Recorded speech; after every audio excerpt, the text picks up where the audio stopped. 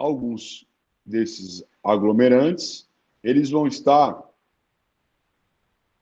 interligados ao concreto na forma de poder, em algumas situações, substituir também uma areia, tá? Substituir um pouco do cimento, né? Exemplo como a cal, né? Que é o nome genérico de um aglomerante simples, resultante do quê? Da calcinação de rochas calcárias, tá? Então, a cal, ela é muito usada também, né? Como um aglomerante, até para, né? Criar uma situação de impermeabilização, né? No próprio concreto, tá? Então, a cal vai ser sempre classificada quanto à sua composição química e o rendimento como pasta, né? Então, a cal cálcica, mínimo de 75% de calcário, a magnesiana, com mínimo de 20% de magnésio em sua composição química, tá? Onde temos o rendimento tanto da cal gorda quanto da cal magra, aonde a gorda tem um rendimento menor, né? Maior que 1,82 metro cúbico de pasta por tonelada viva, e a magra menor que 1,82, tá? Professor, sobre a cal, eu vejo que o pessoal no Pois embasamento, por não. exemplo, Uhum. eles rebocam no embasamento e a massa vai sem cal. Certo? E viga seca, aquele ferrinho que passa no meio da parede para evitar trinca, Que é a cinta de também é uma massa amarração. sem cal. Ela deve trazer alguma coisa de ruim, né? Mas que seria isso? Por que eles fazem isso? Então, por exemplo, nessa situação aí da cinta de amarração, a cal, ela pode, por causa da inclusão do aço, ela pode vir a oxidar o aço. Oxidar o aço. E no embasamento, quando a cal, supostamente, se esse solo tiver uma determinada umidade, ele pode denegrir as características da massa. Entendeu? Então, por exemplo, para algumas situações, usa-se a cal por conta dessa impermeabilização em função do quê? De um inchamento que pode vir a existir. Porém, em algumas situações, ela não é usual. Até por conta de uma quantidade de umidade, entendeu? Da própria reação que ela possa vir a ter com o material químico do cimento.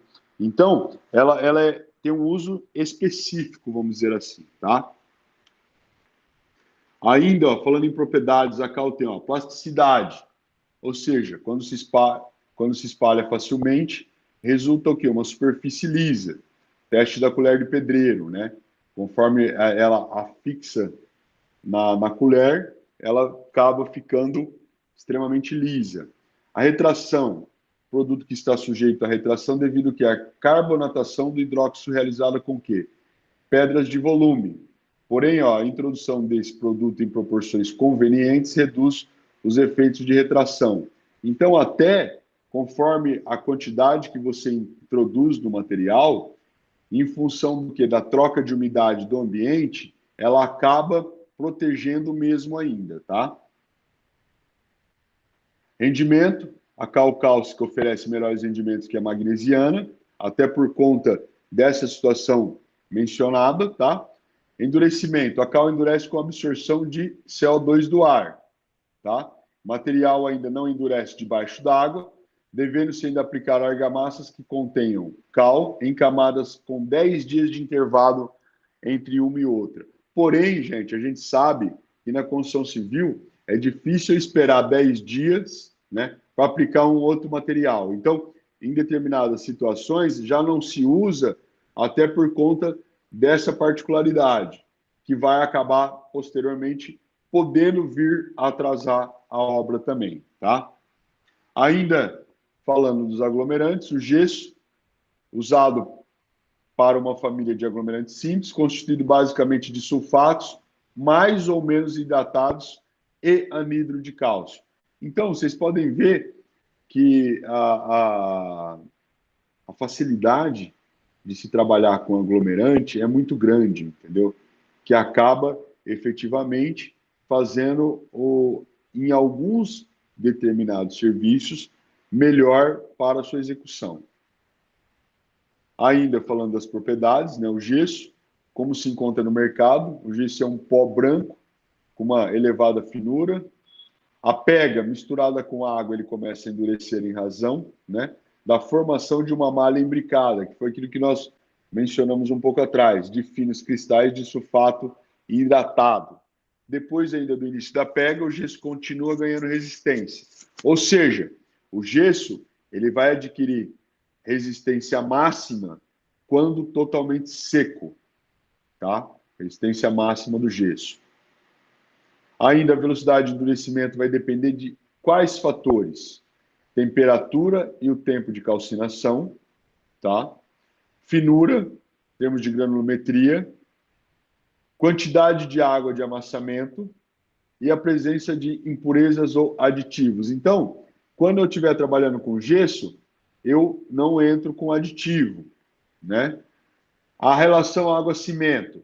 Conforme a quantidade de mais ou menos água, pode ser que eu torne a pasta, né, de gesso mais ou menos fluida, criando assim uma difícil trabalhabilidade, consequentemente, um uso indevido do mesmo em um determinado local. Ainda ele tem resistência mecânica, né? Então, depois que a pasta de gesso endurece, atinge baixa resistência à tração e à compressão. Ainda com proporção exagerada de areia, também alcança resistência à tração e à compressão muito reduzida. Então, vocês estão vendo as características de cada um dos materiais, né? Essas características, a gente menciona que, a partir do conhecimento delas, você vai conseguir direcionar a melhor forma de se aplicar, tá? Então, levar sempre em consideração. Por que que eu falo? Gente, na construção civil, talvez, infelizmente, para cada tipo de serviço, eu vou usar um determinado tipo de material. Então, por exemplo, tem alguns serviços que eu não vou poder usar alguns materiais. Então, o que que eu preciso saber? Eu preciso realmente saber para que o tipo de serviço e para que ele vai realmente ser necessário para que eu não coloque ali um material que não seja compatível, entendeu? Fazendo assim com que ele perca as suas características, que pode vir a gerar em um determinado local uma patologia, tá? Ou um retrabalho que vai acabar prejudicando a execução do serviço como um todo. Então, tem que se levar em consideração, tem que se analisar muito bem, né? Para que não haja nenhum problema, tá bom? Aderência, né? As pastas ainda de argamassa de gesso aderem muito bem ao tijolo, pedra, ferro e aderem mal à superfície de madeira. A compatibilidade instável físico-química do ferro com o gesso permite o quê? A corrosão do material. Aí entra aquela pergunta que vocês... eu não lembro, esqueci quem fez agora. Quem que foi que falou do aço na cinta de amarração? Foi o Mikael? Não. O Ítalo... Mikael. Então, você está vendo, Mikael, o porquê que não se faz essa introdução? Por causa da possível corrosão do aço. Então, evita-se, tá? Aí, eu não vou trabalhar na cinta de amarração com ferro galvanizado, que é aquela proteção que se faz para que o ferro ou aço, né, suporte altas temperaturas, né, e não propague chama. Então, só que aí fica um custo inviável para tal situação. Ainda falando das propriedades, isolamento, a pasta endurecida de gesso tem o quê? Excelente propriedade de isolamento térmico, acústico e impermeabilidade do ar. Por isso que até algumas construtoras, como eu mencionei anteriormente, né, elas costumam evitar os revestimentos argamassados para determinados locais, né? Fazendo assim o uso de gesso para que este, né, já fique pronto para um acabamento final, uma pintura, e também ganhando características de isolamento termoacústico, tá? Ainda a aplicabilidade do gesso, né, revestimento e decoração de interiores, largamente utilizado na fabricação de painéis e paredes, ornamentos e forros, né? Ou seja, tem sido usado muito ultimamente, até para a criação de divisórias, né? Em determinados ambientes que se faz necessário mudanças de forma frequentes, né? Formas frequentes. Nem, por exemplo... Fala, Felipe, você ia falar alguma coisa? Não, é comentar que tu tá falando de divisório, professor, é o drywall, não é? Isso, exatamente, drywall. Drywall. E eu ia citar que, por exemplo, nos Estados Unidos, principalmente, em função da adequação dos ambientes, né, necessidade de, em alguns pontos, execução de obras com menor espaço de tempo, o que o pessoal faz? O pessoal pega toda a área perimetral da edificação e faz ela de forma extremamente resistente, e aí todas as divisórias internas dos ambientes, tudo em parede de drywall. E aí, essa distância criada em seu interior das placas de drywall, o próprio pessoal já usa aí para passagem de tubulações elétricas, hidráulicas, alguns lugares aquecimento de ambientes, entendeu? E aí há uma grande evolução. Até outro dia eu estava lendo uma matéria de uma construtora americana, chama Lennar, né? Lennar. Ela estava com muitas obras residenciais ali na região de Orlando, na Flórida, ali nos Estados Unidos, que ela estava usando determinados materiais, né, dentro das paredes de drywall, lã de vidro, entre outros, justamente para isolamento térmico e acústico, tá? Onde você, por exemplo, poderia ficar facilmente com o ar-condicionado ligado o tempo todo, porém aí eles não colocam esses split, né, que a gente conhece, eles já fazem aí ar-condicionado central, porque o que ele subentende, né? Que a hora que você mantém a determinada temperatura dentro de vários ambientes, né? Vamos imaginar aquele ambiente o dia todo aos 22 graus, há um consumo menor de energia, porque você não fica forçando tanto a oscilação para baixar a temperatura, para refrescar aquele determinado ambiente, né? E com isso há um consumo menor de energia. E também essa empresa, ela estava fazendo nessas paredes de drywall uma tubulação até para a aplicação de veneno para insetos, né, de veneno para insetos, onde na entrada da casa criava-se um registro ou uma tubulação que você vinha com um caminhão na área externa, engatava uma mangueira nesse registro e aplicava um veneno em formato de gel que preenchia e rodava toda a tubulação destinada para isso nessas paredes, né? E mantinha assim a não incidência de insetos. Então, o potencial de construção e de ideias de alguns determinados países é fantástico, entendeu? Que é um problema muito grande no Brasil, por conta da falta de, talvez, cultura, né? De adotar e acreditar em novas metodologias construtivas e materiais, tá? Ainda não se presta para aplicação de exteriores, até por conta das intempéries, né? Que a partir de uma chuva, uma grande oscilação de temperatura, né? Acaba denegrindo esse material. O cimento Portland, né? O cimento Portland é um produto obtido pela pulverização do clinker.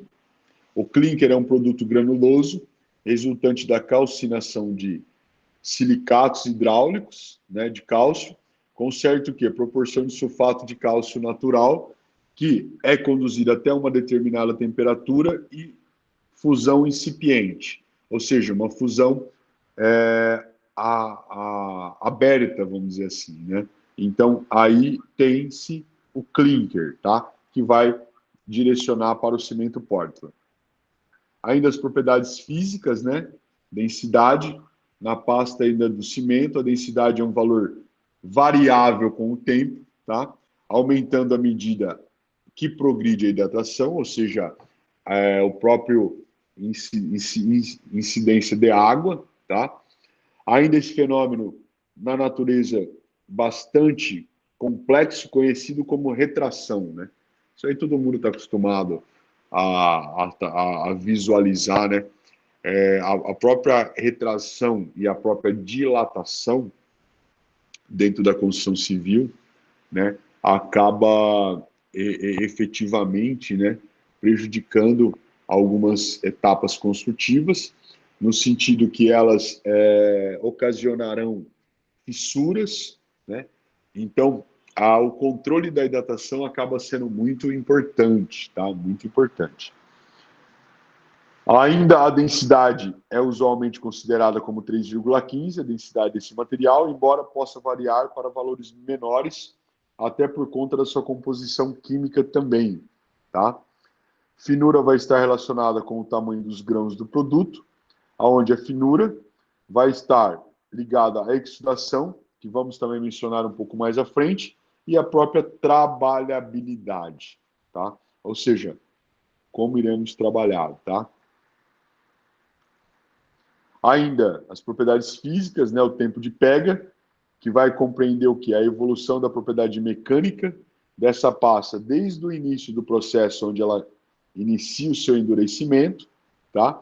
Ainda com propriedade física, consequentemente, um processo químico de hidratação com toda a situação em que esses materiais supostamente se encontram, entendeu? Então, é muito interessante, a gente ainda menciono, enfatizo, talvez seja repetitivo, mas é muito importante o conhecimento dos materiais, né, para que você tenha uma boa aplicabilidade.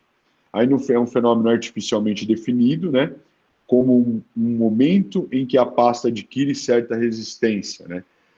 Ou seja, ela enrijece, fica dura, né? E aí não consegue-se mais trabalhar com a mesma, tá? A hidratação ainda vai estar ligada à floculação, onde o esqueleto sólido gera uma estabilidade estrutural, ou seja, alguns determinados materiais, né, que fazem constituintes dessas propriedades, né, com a inclusão de água para o tempo da pega, ele acaba se separando, tá? A pasta de cimento ainda, né, a ocorrência da pega do cimento deve ser regulada de acordo com a aplicação do material, devendo-se ainda processar em períodos superiores a 1 hora após o início da mistura. Isso quando aplicado aditivo, tá? Quando a gente aplica aditivo. Por quê? A gente consegue, dependendo da aplicação desse determinado aditivo, eu consigo controlar o tempo de pega na pasta de cimento. Então, isso aí acontece muito, por exemplo, né? Eu estou fazendo uma obra lá em Bilac, lá no Icatu, na aldeia indígena, né? E aí eu vou precisar de um determinado concreto que eu vou pedir na concreteira, na usina, e aí esse concreto, até o caminhão chegar, né, da hora que ele sai da usina até ele chegar no Icatu, ele me demora 2 horas. Em 2 horas eu já perdi o concreto. Ele já endureceu dentro da bomba lá do caminhão, né? Então, além de perder a bomba do caminhão toda, eu não vou trabalhar. Então, o que o pessoal faz? Ele inclui aditivo nesse concreto para desacelerar o tempo de pega, tá? Ou melhor, controlá-lo, né? Para que ele chegue aplicável no local de execução da minha obra. E aí, a partir disso, ele acaba se consolidando, né? Adquirindo as suas características de resistência, e aí eu consigo, né, finalizar a execução daquela concretagem da minha peça estrutural. Lembrando, gente, que, por exemplo, quando a gente vai fazer uma concretagem, né, principalmente de estruturas, né, o que a gente costuma e busca fazer? Iniciar ou fazer um planejamento, tá, para que eu consiga concretar aquela determinada metragem cúbica da minha estrutura dentro de um determinado espaço de tempo que eu o conclua. Por quê? Dependendo da execução, tá? É aquilo que eu acho que não foi para vocês que eu falei, que ela cria uma junta de concretagem, tá? O que é uma junta de concretagem? É aquela determinada peça que eu iniciei a concretagem, porém no final do dia de trabalho dos meus colaboradores, eu não conseguiria acabá-la. Então, o que o pessoal faz? Ele para a concretagem, né, e vai retomá-la no outro dia. Porém, aquela peça, de um dia para o outro, ela já vai se secar. E eu estou vindo com concreto fresco no outro dia. Eu não posso já aplicá-lo naquele determinado momento que o material chegou. O que eu faço? Eu tenho que preparar essa peça já concretada, limpando, lavando, escarificando, ou seja, criando algumas situações para que a hora que eu chegue com o concreto fresco, ele seja aderido, tá? Ou fique muito próximo de. Porém, não vou conseguir isso na totalidade. Por isso que eu tenho que criar essas escarificações para que o material preencha todos aqueles vazios, né? Ali não gere bicheira e assim continue sendo uma peça única. Por isso que quando vamos fazer uma concretagem na obra, né? O planejamento, conforme mencionei um pouco anteriormente, ele tem que ser devidamente estudado, devidamente preparado, organizado. Você, por exemplo, não pode deixar que um equipamento, por exemplo, um mangote vibratório, se queime ou pare de trabalhar. Então, eu tenho que ter mais de um, eu tenho que ter um reserva para que isso não aconteça. Eu tenho que, por exemplo, estar de olho na, é, nas características meteorológicas do tempo, para saber se vai ou não chover naquele determinado dia, ou se tem uma previsão de chuva, qual que é o índice de umidade, porque se tiver com a umidade alta, a probabilidade de chuva é grande, né? Então, levar tudo isso em consideração para que eu não perca determinados serviços, né? E aí fazer talvez um cronograma que, por exemplo, nem que eu concretar uma quantidade menor num dia, mas que eu concrete peças inteiras sem criar essa junta de concretagem. Então isso aí é muito interessante, né? Tem que ser levado muito em consideração, porque isso aí pode gerar problemas, né? Que nem tem muita gente, eu não sei se vocês já viram, mas depois também eu posso mandar um material para vocês, que o pessoal, quando vai concretar laje, o pessoal procura deixar a viga de respaldo, né? Baldrame embaixo, embasamento pode ser também uma baldrame, mas também pode ser uma viga em tijolo maciço ou pó de mico que vai sobre a baldame para fazer regularização de piso, né, enchimento de terra de determinados ambientes para nivelamento, né? E a viga de respaldo é aquela da parte superior que vai travar a laje com alvenaria.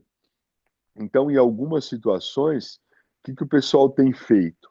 Ele tem feito forma em madeira de toda a viga de respaldo e já deixa a forma da laje preparada, tudo devidamente armado, para que ele concrete isso tudo de uma vez só e essa peça laje e viga fiquem como se fosse uma peça única, tá? Evitando assim junta de concretagem, né? Para que não tenha problema. Será que eu consegui ser claro? Me fiz claro? Faltou alguma informação? Tudo certo?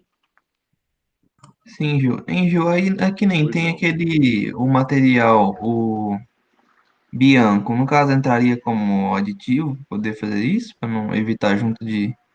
Então, o Bianco, cara, é assim, Felipe, o Bianco, eu costumo usar o Bianco como não só um aditivo, mas mais como característica, né, impermeabilizante às vezes, né? Aonde eu coloco ele em argamassa, né, para que esse crie, né, uma certa,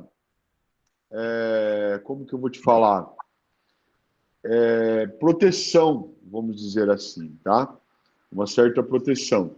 Algumas pessoas, né, acabam usando até em contrapiso. Porque o que vai ser o Bianco? Cara, ele é uma resina, né, de base leitosa, né, aonde vai o quê? Ter um desempenho diferenciado ou vai dar um desempenho melhor com uma resistência melhor para aquela argamassa que você vai estar fazendo, né? É, e aí ele propor, o que ele vai te trazer de benefício? Uma aderência maior entre essas argamassas que você tiver trabalhando, né? Então, por exemplo, o Bianco, ele tem uma plasticidade boa, né? Essa plasticidade acaba fechando possíveis índices de vazios na hora da homogeneidade da argamassa, tá? Ele melhora essa parte de impermeabilização, ou seja, ele protege, né, essa situação impermeável e também, cara, ele evita retração da massa, né? de Porque às vezes soltar? não só soltar, mas a retração em termos de contrair, né? Aonde dela, em função de uma determinada alta temperatura, ela se retrair e vira o quê? A se fissurar, a Sim. rachar, entendeu? Então, geralmente o pessoal usa em praticamente tudo relacionado a contrapiso, né? Tudo relacionado a contrapiso. Tem situação que o pessoal usa até o Bianco como tinta, como Nossa, tinta. Por que como tinta? O cara pega uma lata de Bianco e aí pega uma brocha e às vezes ele não colocou na massa, né? Ele não colocou na massa que ele vai executar. Aí o que ele faz? Putz, esqueci de colocar o Bianco. O que ele faz? Depois do contrapiso pronto, ele pega uma brocha e passa como se fosse uma pintura. Como se fosse uma pintura, entendeu? E aí deixa sim. ele secar um pouquinho. Aí você pode ver, eu não sei se você já pôs a mão, né? Ou já pisou em cima de uma superfície pós-aplicação Bianco. Fica meio Ela, colento, né? exatamente. Então, essa cola vai dar característica do quê? De Elasticidade? não só de plasticidade, mas de ponte de aderência. Ah, tá. Entendeu? Por quê? Entendi. A hora que você aplicar uma argamassa sobre ela, vamos imaginar. vamos imaginar, tá? Que eu já vi isso acontecer, porém, eu não acho legal fazer, fazer só em último caso, tá? Fazer só em último caso, porque eu ainda não confio plenamente, né? Então, outro dia numa obra, um rapaz esqueceu de colocar bianco na massa no reboco, tá? Por quê? Porque foi, foi orientado, né, a fazer aquele determinado reboco com adição de bianco, até por conta de umidade negativa de fora para dentro, né? Ele esqueceu, cara. Ele esqueceu Nossa. de colocar. E ali naquela alvenaria, por ser um subsolo, a pessoa tinha definido ali fazer um ambiente, uma área molhada, um banheiro. Ele ia colocar cerâmica. Cerâmica. Aí ficou com medo de colocar a cerâmica daquela Da forma, infiltração. não só da infiltração, mas também com a umidade a cerâmica se soltar. Se Hum. soltar. Então, o que foi feito? O cara pegou o bianco, abriu a lata, uma brocha e aplicou por sobre esse reboco, sobre o reboco. Aí veio aplicando a cerâmica. Então, o que ele fez? Ele supostamente ele se preveniu. Se vai dar certo ao longo do tempo, em função de introdução de água, né, de possível infiltração, porque é um subsolo, eu não consigo te afirmar. Mas é muito difícil acontecer, porque o Bianco vai proteger, entendeu? Sim. Então é assim, é o que eu falei, né? Estava dando uma aula ontem, o pessoal da arquitetura, de técnicas de construção civil, que é uma coisa que eu faço com vocês em construção civil 1, né, semestre que vem.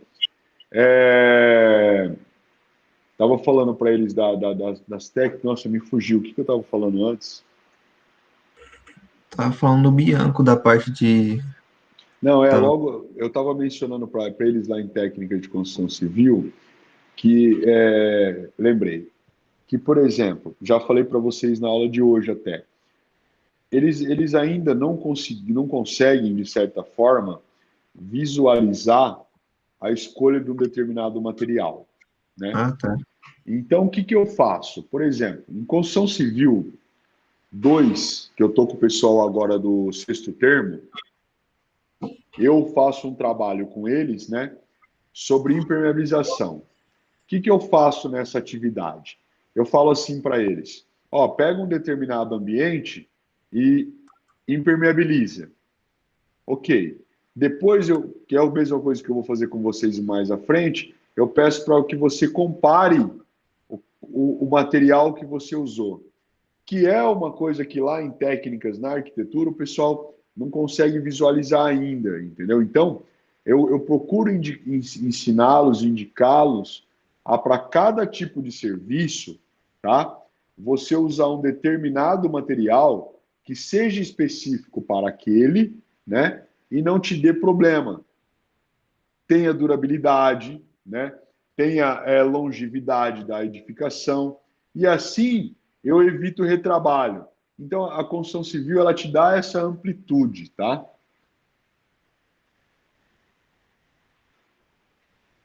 Ainda a resistência mecânica do cimento, né, determinada pela ruptura com pressão, pelos corpos de provas realizados em argamassa.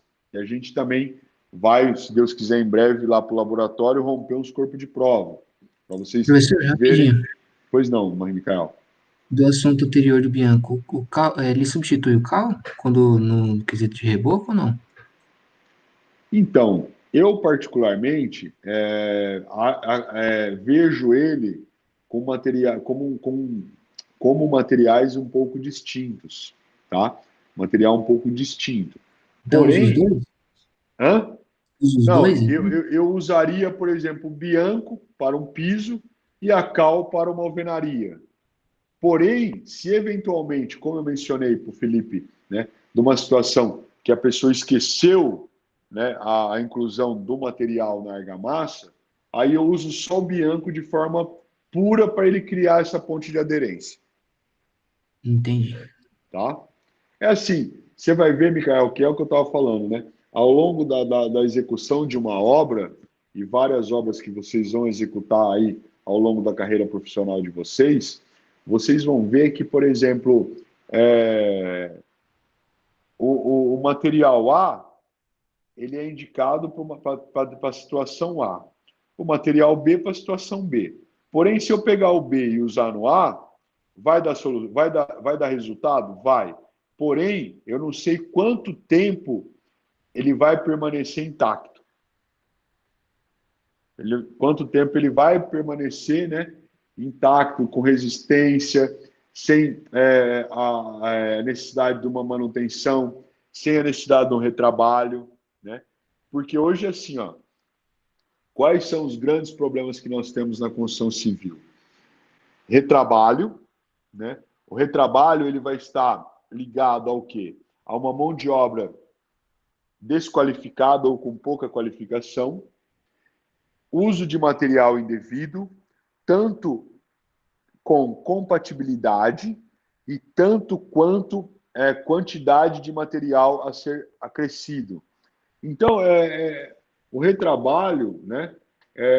Se você, como profissional, responsável técnico pela obra, não ficar em cima da execução, acompanhar, conhecer os materiais, né? Conhecer o sistema de como executar aquele determinado serviço, vai te ocasionar situações como essa, né? Então, eu costumo dizer, né, que o engenheiro ele tem que, além de conhecer muito bem o projeto, ele tem que conhecer muito bem a sua obra, né? Porque ele sabe todas as etapas que estão em execução, ele sabe todas as etapas que são anteriores e também a posteriores daquela que está naquele determinado momento. Então, é uma profissão extremamente complexa, né? E de necessidade de gerenciamento, de planejamento, de estudo, entendeu? Porque o que adianta eu pegar algum de vocês, né? E recém-formado, e falar, executa essa obra, sem te dar a possibilidade de estudar o projeto, de debater sobre alguns materiais que serão usados, né? O porquê de você ter necessidade de conhecer um orçamento, né? Então, são situações que se fazem necessárias, né, para a boa execução de uma obra, tá? Ainda, a exudação, né, que é o fenômeno de segregação que ocorre nas pastas de cimento. Ou seja, o grão de cimento, ele é sedimentado a partir do quê? De uma excessividade quantidade de água, ou excessiva quantidade de água. Então, se eventualmente você errar na relação água-cimento, esse vai se sedimentar, gerando a exudação. Então, o que acaba perdendo? A característica física do material, em função de algo químico, tá? Ainda, falando das propriedades químicas do cimento, estão ligadas ao quê? Ao processo de endurecimento por hidratação. A estabilidade, característica ligada à ocorrência eventual de indesejáveis expansões volumétricas, tá? Que posteriores ao endurecimento do concreto. Então, o concreto, né, ou melhor dizendo, o clinker que vai gerar o cimento, se eventualmente houver um excesso de água na relação água-cimento, que é a exudação, ela vai implicar aonde? Na estabilidade, porque a partir do momento que ela se expande, aumenta o volume, ele vai acabar vindo ao quê? A microfissuração, ou as fissuras, né? Aí pode ocasionar, como o Felipe mencionou no início da aula, uma bicheira, né? E aí, naquele determinado ponto, eu criar o quê? uma baixa resistência, tá? Ainda o calor de hidratação, né? No processo de endurecimento do cimento se desenvolve uma considerável quantidade, né, de calor em função dessas reações da hidratação. A energia térmica produzida ainda é de grande interesse porque conduz ao aparecimento de trincas pela contração quando? Quando a massa se resfria totalmente, né? Então, o que acontece? Se ela secar totalmente, num determinado espaço de tempo menor, tá? Ela vai vir a fissurar. Por isso, até que depois, na hora que a gente estiver falando de cimento, né, de concreto, vocês vão ver que algumas situações, principalmente laje, né, a hora que eu vou concretar, né, uma laje, eu acabo o quê? Sendo obrigado, tá? Para que essa seja executada de boa maneira, eu molhá-la, né? Molhá-la com uma certa constância após a concretagem. Então, o que é molhá-la após a concretagem? A hora que eu analiso e vejo que essa pasta está se secando, vamos dizer assim, né? Que ela está ganhando essas características, eu começo a umedecê-la. Por que eu falo principalmente a laje? Porque essa pode estar exposta ao calor, né? ao sol em excesso. Então, vai o quê? Haver uma evaporação mais rápida dessa água, causando problemas como fissuração nessa laje. Então, depois também, na hora que a gente estiver falando um pouco mais de concreto, que eu vou ter um material para apresentar para vocês, eu dou alguns exemplos, né, que vocês vão conseguir também visualizar isso aí de forma melhor, tá? Ainda, né, falando em propriedades químicas, a resistência a agentes agressivos, né? Então, no concreto, ou melhor, o concreto em contato com a água e com a terra, ele pode ocasionar o quê? Fenômenos agressivos, até por conta do compósito, como mencionei anteriormente, pH da água elevada, tornando ela assim ácida ou alcalina, ou algum resíduo, né? Algum resíduo na terra que vai reagir quimicamente com o cimento, causando assim algum determinado problema, tá? Então, assim, ainda como nos solos, né? Pode o quê? Conter substâncias suscetíveis ao quê? A reações de certos constituintes do cimento. Então, é o que eu falo. Se eu pego um determinado solo que ele tem algum produto contaminante ou esteja contaminado, essa contaminação em contato com o concreto, né, mais especificamente com o cimento, né, pode reagir na sua forma química, denegrindo essa estrutura do próprio material. Eu não sei se tem alguém aqui de Araçatuba, né, mas não sei se o pessoal vai se recordar, mas eu vou dar o ponto de localização. Atrás do McDonald's, ali na Avenida Pompeu Brasília, tinha um prédio que foi construído até por um engenheiro de Birigui, né?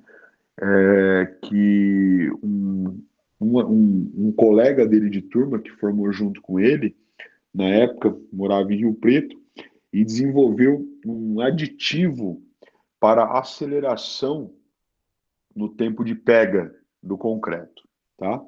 Aí ele precisava entregar a obra, tal, o cara ofereceu esse material para ele, ele acabou adquirindo e usando no concreto. Porém, esse aditivo, né, não tinha sido ainda testado em muitas situações e acabou acontecendo que esse aditivo ele reagiu com o concreto, né, quimicamente com as partículas de cimento, tornando a estrutura porosa. Então, a estrutura de concreto ela estava se esfarelando, né? Então, o prédio foi condenado, né? O prédio foi condenado, que poderia vir a queda, tá? É, necessitou-se, depois de um tempo, a demolição de parte do prédio, né? E aí acabou não dando certo. Então, é aquilo que eu falo, né? Que eu uso como exemplo. Não assine qualquer projeto, tá? Não dê qualquer opinião, não faça qualquer serviço que outro já fez, né? Sem você ver o projeto, né? Sem você ter acompanhado a execução, sem você ter acompanhado se os materiais foram usados conforme estipulado em projeto, porque imagina você é, pegar para recuperar uma estrutura, né? Acho que não seria esse o exemplo, mas, por exemplo, eu faço perícia, né? Sou perito judicial na área da construção civil. Então, algumas perícias que eu vou fazer de patologias, problemas técnicos, de execução, tal, eu sempre procuro afirmar que todo o meu ponto de vista, toda a minha colocação, ela está sempre embasada nas normas técnicas, tá? De execução e sempre embasada em visitas, acompanhamentos visuais. Por quê? Porque eu não fui eu que fiz o projeto, tá? Eu não acompanhei a execução, eu não sei se aquele executor usou o material na quantidade adequada. Então, eu estaria assumindo um risco que não é de minha responsabilidade. Então, tem que tomar muito cuidado com isso também, tá? Na construção civil. A reação ao cálio agregado vai, vai ser a formação de produtos gelatinosos, né? Acompanhando de grande expansão de volume pela combinação dos alcalis, do cimento com a sílica dos agregados. Então, isso aí também, essa expansão de volume em formato gelatinoso, acaba também criando bicheiras, né? Então, tomar muito cuidado com isso também, tá? Ainda as propriedades químicas, né? Nós temos as classificações do cimento, né? São classificados quanto ao tipo o CP, que é o cimento Portland comum, o AF, que é o cimento Portland de alto forno, e o POZ, que é o com pozolânica, né? Ou indução de material pozolânico, tá?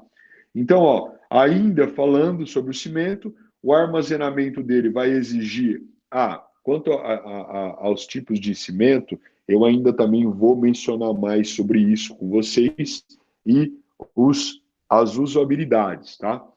Então, o cimento exige ainda alguns cuidados, né, no seu armazenamento, tanto no canteiro de obra, tá? Porque ele não pode estar exposto diretamente ao solo, porque eventualmente o solo pode conter umidade.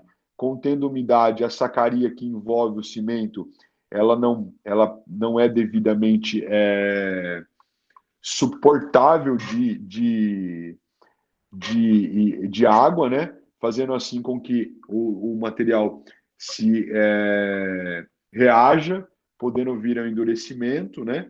É necessário evitar qualquer risco de datação. Os sacos de papel ainda não garantem essa impermeabilização, como eu falei, e não se recomenda o armazenamento de cimento por mais de 3 meses, tá? Por mais de 3 meses, até por conta do próprio empedramento desse material, tá? Então, tem que se tomar muito cuidado ainda na execução desses serviços, né? Para não ter nenhum problema, tá?